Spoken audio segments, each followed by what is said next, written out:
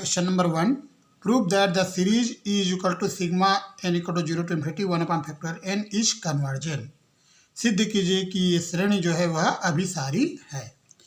तो this is the given series. इसको open करेंगे तो आएगा 1/factorial 0 plus 1/factorial 1 plus 1/factorial 2 plus 1/factorial 3, मतलब n के प्लेस पे 0 रखेंगे, 1 रखेंगे, 2 रखेंगे, 3 रखेंगे। इस प्रकार से ये सीरीज ओपन होगा। इसमें नंबर ऑफ टर्म्स इनफाइनाइट है।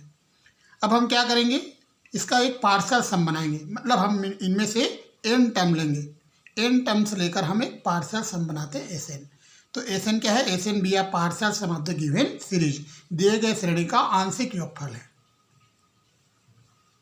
तो ये हो जाएगा फैक्टोरियल 0 1 होता है, फैक्टोरियल 1 भी 1 होता है, फैक्टोरियल 2 2 होता है, फैक्टोरियल 3 6 होता है। इस प्रकार से हम लिख लेंगे। यहाँ पे देखो 1 + 1 2 हुआ, तो Sn की वैल्यू 2 + 1/2 + 1/6 + Sn। तो यहाँ पे आप देखिए, इसको आप देखने से लग रहा है कि Sn का वैल्यू 2 से ग्रेटर है, क्योंकि 2 में इतना क्वांटिटी हम प्लस करेंगे तब Sn के इक्वल आएगा। तो यहाँ लिखा है समीकरण 1 से स्पष्ट है कि Sn का मान 2 से अधिक है, अर्थात 2 इज लेस देन Sn, मतलब Sn is greater than 2। From equation 1 it is clear that the value of Sn is greater than 2, मतलब Sn की वैल्यू जो है वह 2 से ग्रेटर है। अगेन फ्रॉम इक्वेशन 1, फिर से इक्वेशन 1 में आते हैं। यहाँ पे देखो 1/6 के प्लेस पे लिख दिया 1/2 का स्क्वायर, मतलब 1/4।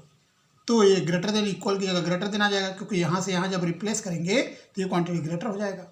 यहाँ से यहाँ रिप्लेस किए, ये क्वांटिटी और ग्रेटर होगी। अब यहाँ पे आप देखिए, अगर इसमें नंबर ऑफ टर्म्स इनफाइनाइट कर दे और टर्म ऐड कर दे तो और बड़ा हो जाएगा इधर।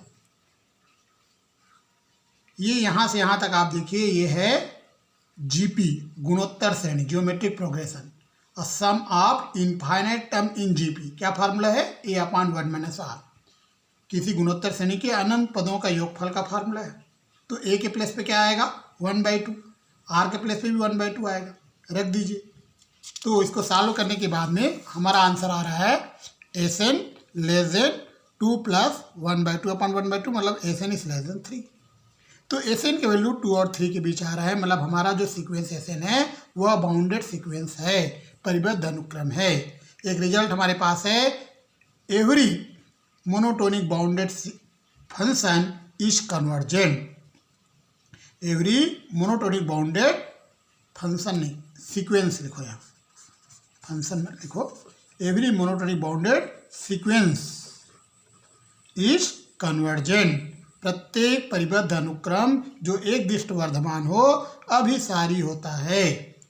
तो हमारा Sn बाउंडेड है, तो ये क्या हो जाएगा, कन्वर्जेंट होगा, अभिसारी होगा। अब Sn जब कन्वर्जेंट है तो गिवन सीरीज भी कन्वर्जेंट होगा। जब Sn कन्वर्जेंट है तो दिया गया श्रेणी भी क्या होगा, कन्वर्जेंट होगा। ये कुछ बातें हैं जो आपको याद रखने हैं। हम आते हैं क्वेश्चन नंबर 2 में। ये हमारा क्वेश्चन नंबर 2 है। Sn के लिए दिया गया है, Tn के लिए दिया गया है। हमें ये बताना है Sn का लिमिट और Tn का लिमिट इक्वल है। Sn के लिए दिया गया है, ये हम लगा रहे हैं limitation n tending to infinity. तो n को इन्फिनिटी करेंगे तो इन्फाइनाइट टर्म तक जाएगा। e⁻s का ये फार्मूला होता है, ये फार्मूला आप याद रखिए, e⁻s का। तो e⁻s के प्लेस 1 रखेंगे तो ये वाला वैल्यू आएगा, ये जो हमने लिखा है। तो किसका वैल्यू है, e⁻1 का। तो Sn का लिमिट e आया। अब Tn की बारी है। Tn की वैल्यू ये हमें दिया गया है जी। अब हम क्या करेंगे, 1 + s के होल पावर n, ये फार्मूला से इसको ओपन करेंगे। यहाँ s है, यहाँ पे 1/n है, s के प्लेस पे 1/n ले लीजिए। जहाँ जहाँ x दिखेगा इस फार्मूला में, वहाँ s के प्लेस पे 1/n रखते जाइए। फिर यहाँ से n कॉमन लिया, n स्क्वायर आ गया। यहाँ भी n कॉमन लिया, यहाँ से n कॉमन लिया, n³ आ गया। n square cancel, n³ cancel, ये लाइन आएगा। लिमिट लगाइए n टेंडिंग टू इन्फिनिटी, फिर से e बन जाएगा। तो हम देख रहे हैं Sn का लिमिट भी e आया था और Tn का लिमिट भी e आया था, मतलब Sn और Tn दोनों का लिमिट इक्वल है। एक और क्वेश्चन करते हैं, क्वेश्चन नंबर 3। ये आप देखिए, यहाँ पर s की वैल्यू क्या दिया है, 0 से ग्रेटर है लेकिन 1 से लेस देन है।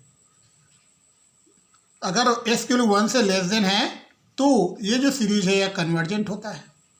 लेकिन अगर एस की वैल्यू 1 से ग्रेटर है या 1 के इक्वल है तो ये जो सीरीज है वह डाइवर्जेंट होता है।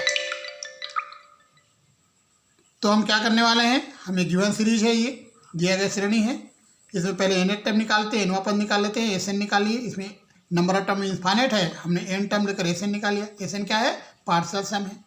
पहला केस ले रहे हैं एक्स इज लेस देन 1, तो ये तो जीपी है, जीपी के एन टर्म के सम का फार्मूला हमने यूज किया, ये आ गया।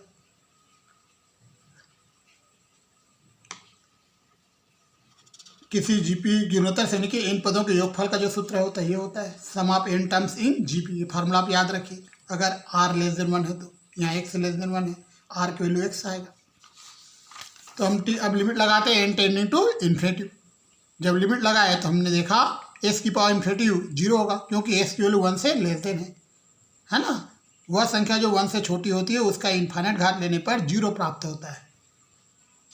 कोई भी क्वांटिटी जो 1 से लेस देन है उसका इन्फिनिटी पावर करोगे 0 आएगा। जैसे 1/2 1 से लेस देन है तो 1/2 का इन्फाइनाइट पावर करोगे तो 0 आएगा, और जो 1 से बड़ी है 1 से ग्रेटर है उसका इन्फाइनाइट पावर लोगे तो इन्फिनिटी आएगा। तो यहाँ पे देख रहे हैं एस एन की लिमिट 1/1 - x एक फाइनाइट क्वांटिटी आ रहा है, एक परिमित राशि आ रहा है। इसका मतलब एस एन जो है वह कन्वर्जेंट है, तो दिया गया श्रेणी भी कन्वर्जेंट है, अभिसारी है। सेकंड केस लेते हैं x is greater than 1। Greater than 1 के लिए वाला फार्मूला काम करेगा। तो यहाँ पे आप देखिए